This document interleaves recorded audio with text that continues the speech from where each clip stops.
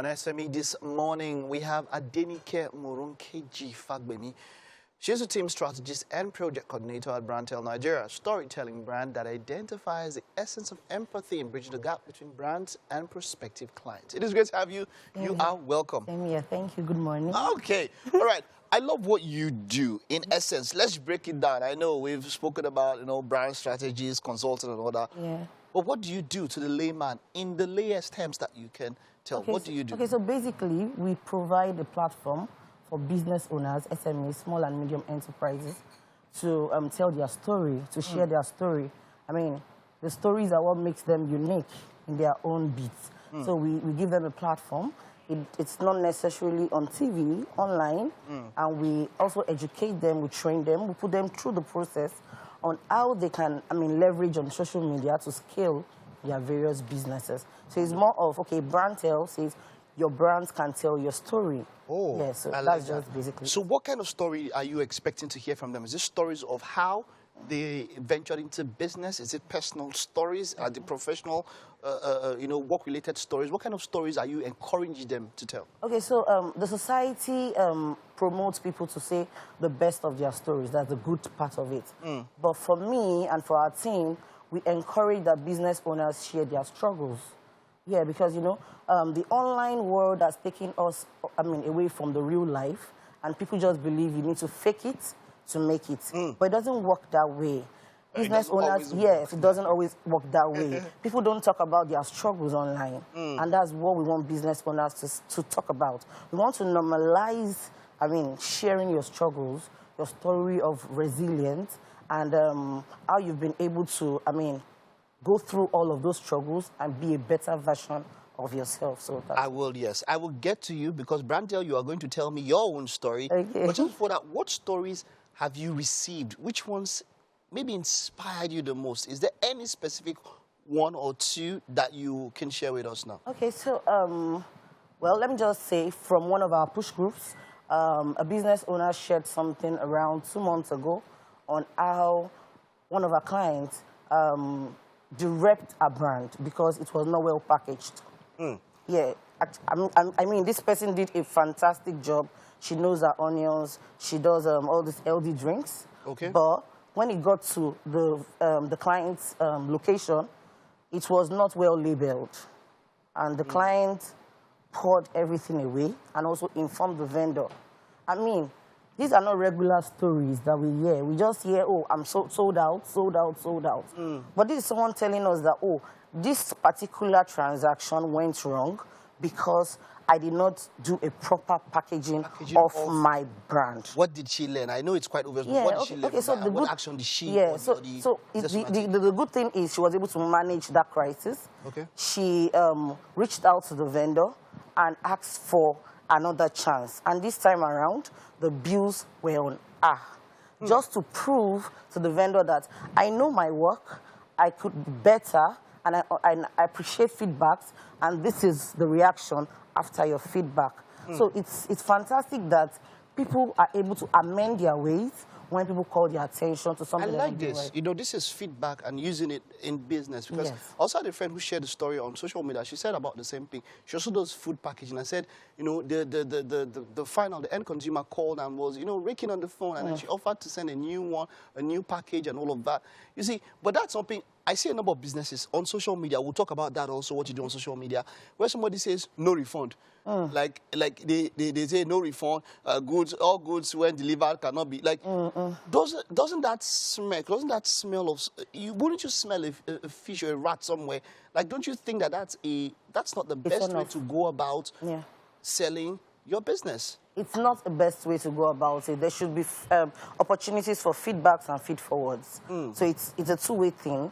And then when online vendors, post that on their bio or on their content, for me, it's a turn-off. Another turn-off for me is come into my DM to get the price of something. Like, we have over 1 million vendors doing the same thing with you. Why? Because the prices are probably not constant. Exactly. They're trying to move, make the most of it. How bad is that for business? Okay, so if your prices are not constant, I encourage that you use price range to be on the safer side. It's actually a turn-off for people Why would you say I should slide into your DM? I have a whole lot of other persons doing the same thing that you are doing, and their policies are not as stiff as yours. So I would opt for them rather than coming to you. Wonderful. Now, we've kicked off on social media. This is one lesson on social media.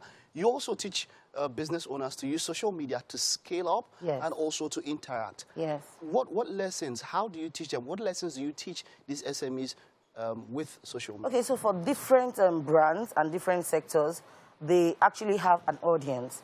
And I try to tell business owners that you should be active across boards, but you should also know where your audience are.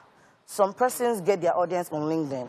Others get theirs on Facebook because you are speaking the language of your audience. And some people, they just jump on Twitter rants and Twitter trends and they get their audience. So you need to first off identify where, your audience are, understand their language. How do you identify that? Yeah, okay, so let's say for example, food business now. Instagram is known for the flashiness, the picture and all of that, the glitz and glamour on Instagram. So why would you be a food vendor and you're not on Instagram? If not for anything, for the fact that people are enticed easily by what they see. Yeah, so you should be there. And again, for food vendors, I tell them to go extra miles. Why do I have to come on your page as a food vendor and I feel comfortable to buy from you? This is something that I will be taking in, it's consumed. So you need to go extra mile and convince your audience.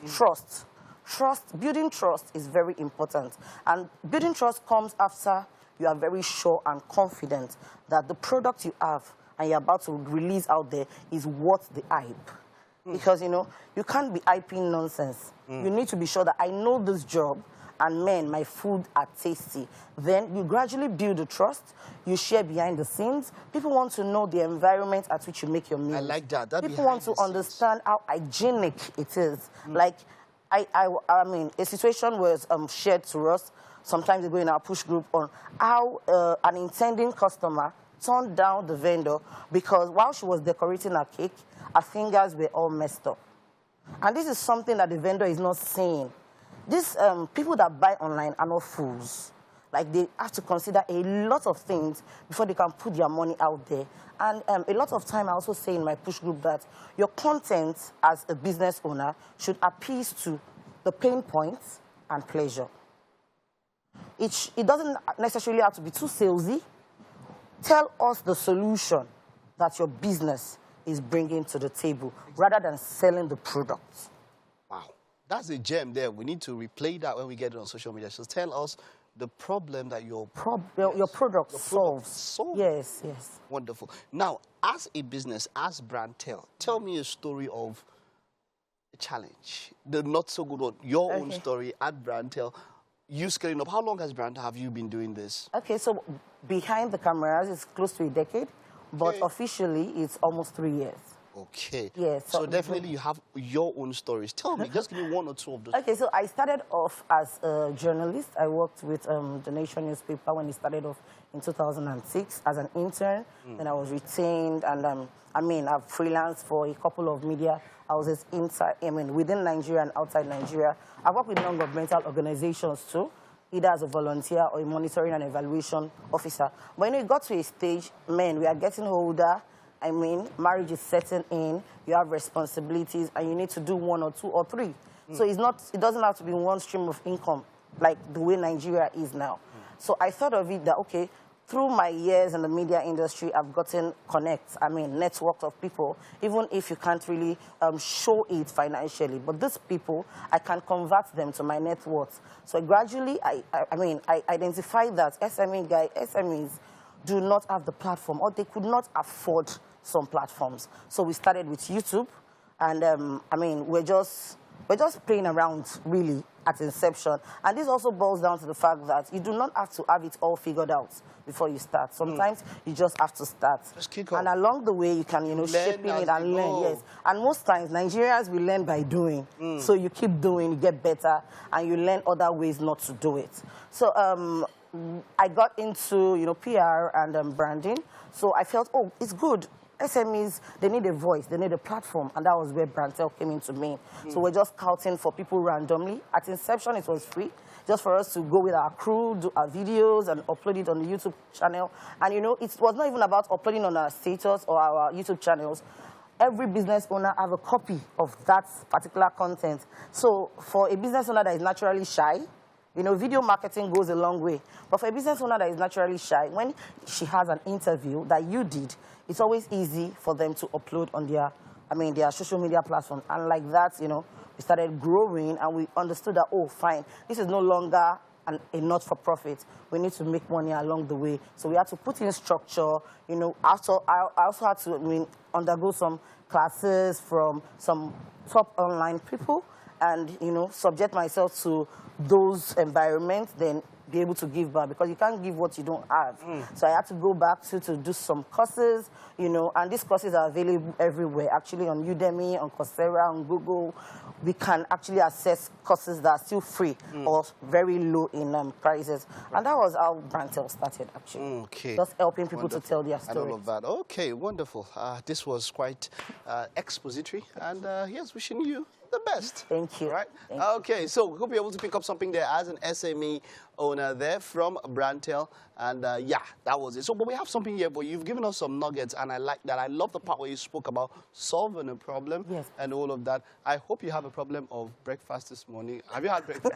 I haven't. So, I am preparing to solve that problem now. This is my solution that I am giving to you. Okay. And this solution is there are a lot of people that are part of this with me. Titi and Winfrey are also part of this, but hey, come on, let's solve that problem now. Please, let's have you here Thank in you. our kitchen. Please, this way.